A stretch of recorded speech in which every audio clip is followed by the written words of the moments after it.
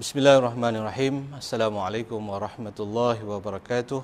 Alhamdulillah, nahmaduhu wa nasta'inuhu wa nastahdihi wa nastaghfiruh wa nashhadu an la ilaha illallah wahdahu la syarikalah wa nashhadu anna Muhammadan abduhu wa rasuluhu amma ba'du. Alhamdulillah, tuan-tuan muslimin muslimat yang dirahmati, yang dikasihi oleh Allah Subhanahu wa taala. Alhamdulillah, kita sekarang ini masih berada dalam norma yang baru, dalam konteks dan persekitaran yang baru, di mana kita sudah berada di dalam PKP melebihi 1 bulan, dan kita masing-masing pada peringkat awalnya tidak selesa dengan rumah, tapi sekarang ini masing-masing nampaknya sudah selesa dengan norma yang baru. Tuan-tuan yang dirahmati Allah Subhanahu wa taala, dalam 2 atau 3 atau 4 hari yang akan datang, kita akan menyambut 1 bulan yang penuh dengan keberkatan, bulan Ramadan Al-Mubarak, iaitu bulan Ramadan yang diberkati oleh Allah Subhanahu wa taala. Apa yang berbezanya pada tahun ini, dan barangkali ianya merupakan tahun yang paling unik atau Ramadan yang paling unik pada sepanjang kehidupan kita di muka bumi Allah Subhanahu wa taala ini, di mana kita akan menyambut Ramadan Al-Mubarak pada tahun ini dalam keadaan kita berada di dalam PKP. Dan ianya merupakan satu konteks, satu persekitaran, satu norma, suatu gaya atau cara hidup Ramadan yang berbeza daripada tahun-tahun yang sebelum daripada ini.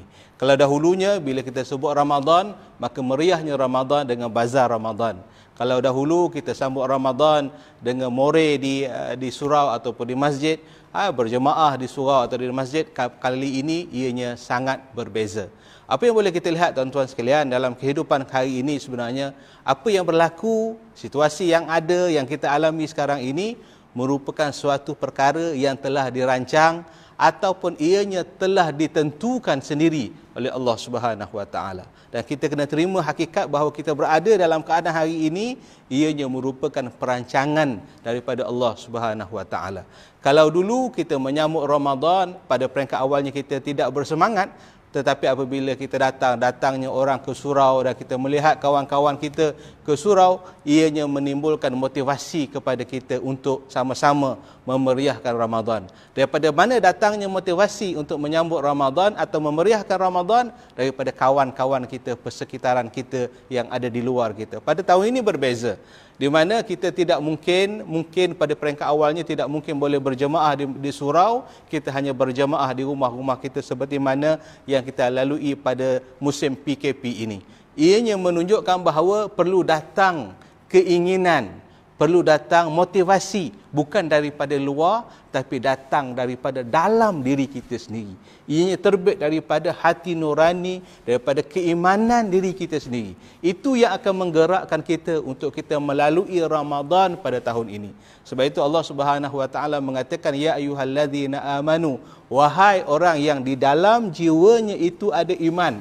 Iman yang ada itulah pada tahun ini yang akan menggerakkan diri kita, aktiviti kita, kehidupan kita, dan juga ibadah yang akan kita lakukan pada bulan Ramadan Al-Mubarak. Jadi oleh yang demikian, ianya berbeza. Pada bulan-bulan yang lalu, kalau hari ini selepas asar umpamanya kita sibuk ke pasar Ramadan, tapi pada tahun ini kita berbeza. Lepas asar kita barangkali sibuk dengan aktiviti, dengan tadarusnya, dengan tilawah Al-Qurannya, dengan zikir dan sebagainya. Jadi ini merupakan satu perkara yang perlu kita sedar di peringkat awal.